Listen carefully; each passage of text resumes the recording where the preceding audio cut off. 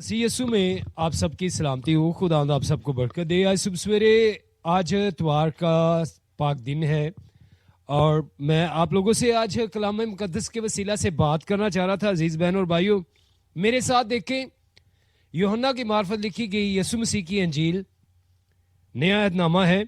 यूहन्ना की मार्फत लिखी गई यीशु मसीह की अंजील, क्योंकि कई लोग पढ़ जाते हैं कि यूहन्ना की अंजील, ये है यूहन्ना की अंजील नहीं है।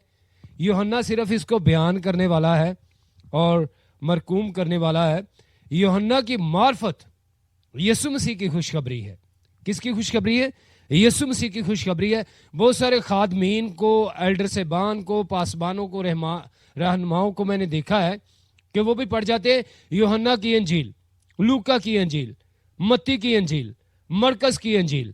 सोचे जरा कि ये अंजील यीशु मसीह की है और बयान करने वाले मार्फत, केयर ऑफ किन के वसीला से?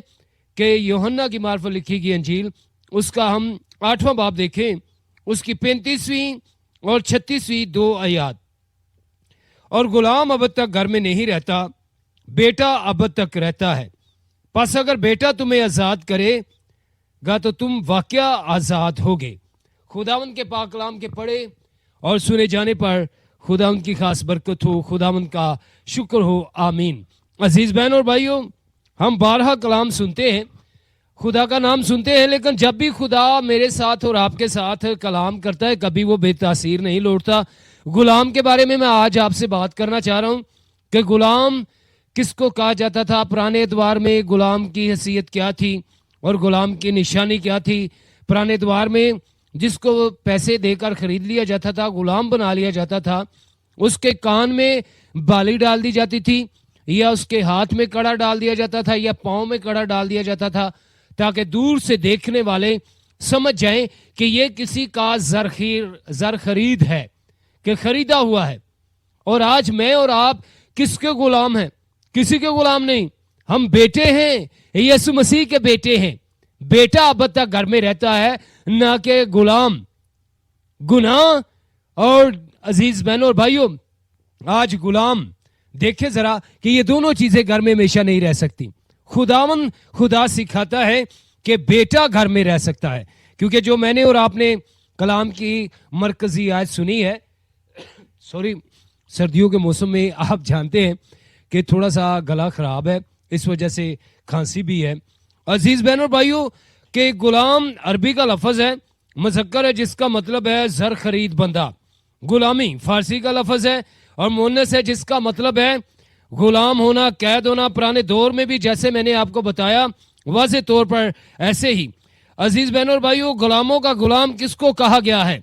गुलामों का गुलाम किसको कहा गया है? पहली दफा क्या जानते हैं या नहीं? पैदाइश में अगर हम पुराने अहदनामा में पढ़ते हैं तो 9वां बाब उसकी हम 25वीं आयत देखें, और उसने कहा कि कनान मलाऊन हो, वो अपने भाइयों के गुलामों का गुलाम होगा। भाइयों के गुलामों का गुलाम होगा।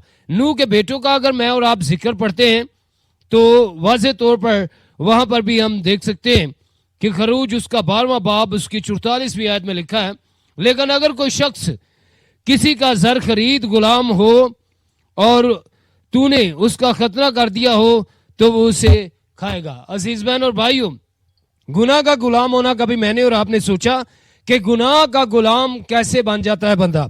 यूहन्ना की मार्फत लिखी गई अंजील, उसका 8वां बाब, उसकी हम 34वीं आयत में देखें, यीशु ने उन्हें जवाब दिया, मैं तुमसे सच कहता हूं, जो कोई गुनाह करता है वो गुनाह का गुलाम है। आज अगर मैं और आप गुनाह करते हैं, आज अगर मैं और आप गुनाह में डूबे रहते हैं, तो ना कि हम यीशु मसीह के बेटे और बेटियां हैं, बल्कि क्या हैं? हम गुनाह के गुलाम हैं।